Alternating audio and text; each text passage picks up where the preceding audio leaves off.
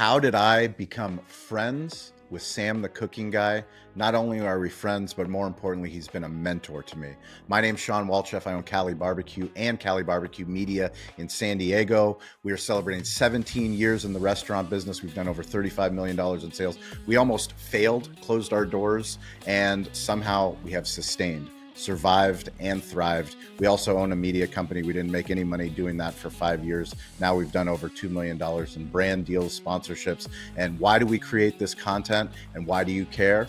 Well, we want to share all the secrets with you. How did a restaurant become a media company? Well, it took building relationships with people like Sam Zion, who is AKA Sam the Cooking Guy, 3.8 million subscribers on YouTube. This is the story. Let's get into it. So how do you meet Sam the Cooking Guy? Well, it's very easy. All you have to do is throw a professional Kansas City Barbecue Society contest at the Del Mar Thoroughbred Club, partner with the radio station, have the radio station reach out to the most famous cooking celebrity in San Diego, Sam the Cooking Guy, have him come meet you on a telephone call.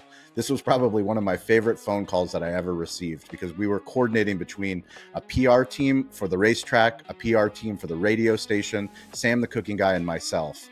And somehow between 8 different emails, nothing got accomplished. Sam sent me an email, said, "Give me your phone number. I'm tired of this shit. I need to talk to you directly." We talked for about 3 minutes, hit it off. He said, "What do you need?" I said, "Sam, I need you to be at this Del Mar Barbecue Festival. I want you to do a cooking segment. Hopefully people will be excited you're going to be there, that they're going to come. They're going to be a part of this festival. We're going to create content." He said, "You got a deal." And that was the beginning of what is now a long friendship. Sam the Cooking Guy was one of our first guests on Behind the Smoke. So even before digital hospitality, our podcast was called Behind the Smoke. He came above the butcher shop with my co-host, Derek Marceau, and I. He sat down, told us his YouTube story. This was back in the day before, when he only had a couple 100,000 YouTube subscribers. But we asked him on the show, we said, "Sam, when are you going to open up your restaurant?" He said, "I'm never going to be in the restaurant business." Fast forward a year later, and he's opening up Not Tacos in Little Italy, San Diego. I was fortunate to go down there with Derek Walls, my pit master. We live streamed from the event. It was a very emotional day for Sam. Not Tacos opened with great acclaim.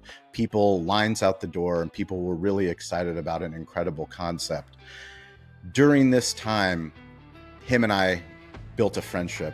And as I mentioned, a mentorship. And I asked him a lot about storytelling, a lot about the power of authenticity. And one of the most important things that he said is that, "Shawn, the person that I am off camera is the same person that I am. So if you don't like my YouTube channel, you're not going to like me in real life. If you love my YouTube channel, you're going to love me in real life because I am who I am." And that was a very powerful lesson to take away, because as creators, as influencers, as people trying to build media companies, online personalities, you have to be you, otherwise it's not sustainable. Sam has been doing this, the same thing that he's putting on YouTube. It's much better now. But in the beginning, if you look at his personality, who he is as a storyteller, you can go back all the way to his TV days. He started in real estate and he wanted to be on TV. He got on local TV in San Diego and started learning how to talk to his audience, and more importantly, learning how to teach people how to cook. And by teaching people how to cook, he built a huge audience on YouTube and on every single platform. During the pandemic, we switched to Toast. Toast is our primary technology partner. They sponsor our show, Restaurant Influencers on Entrepreneur. I am on the customer advisory board. But way before we had any of those deals, the first collaboration that I did with Sam the Cooking Guy was with Chris Comparado, the CEO of Toast. So we had an all hands meeting. So all of the Toast team were on a call with Sam the Cooking Guy. I was in his backyard, and Sam the Cooking Guy was getting interviewed by Chris Comparado as well as by me. So Sam cooked 5 different types of toast for the Toast team. Chris Comparado interviewed Sam, he interviewed me, and this was a real big introduction for me to Toast. Everyone on Toast obviously already knew who Sam was, but it was a chance for me to share the stage with Sam the Cooking Guy, which I will always be grateful for. We've done lots of collaborations. He was our first guest when we launched Restaurant Influencers. It was that important for me to have my mentor on that show. You can go and find that on entrepreneur.com. But one of the craziest Sam the Cooking Guy's stories is our restaurant was named Cali Comfort. Cali Comfort. We started doing barbecue in 2009, so we changed our name to Cali Comfort Barbecue. But all people that have been with us, known us forever, they've always called us Cali Comfort. Now, Sam thought it was funny to make fun of the name Cali Comfort. He said, Shawn, you do not sell mattresses. Why do you call your barbecue restaurant Cali Comfort?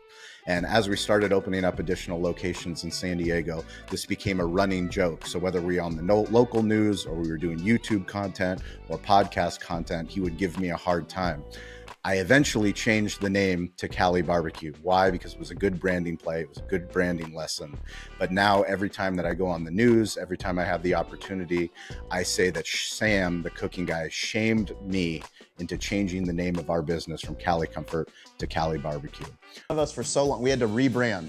I'm talking like banners, no, you didn't change digital for me. rebrand. Why did you change? I was crying Why in did you bed. change? I was crying in bed. I was like, Sam doesn't think we have. Why good did you branding. change? Apart He from thinks the we're fact, a mattress company. Why did you he change the name? Apart from the fact that Cali Comfort is the worst fucking name ever it for is, a food place. Apparently, but it does sound like a mattress. The funny. Hopefully you guys enjoyed this video. Please go subscribe to Sam the Cooking Guy's channel. He is an incredible human. I am grateful for the opportunity to work with him, to share his stories. I can't wait to have him on the show again. But if you enjoy this content, please subscribe and share it with a friend. Thanks.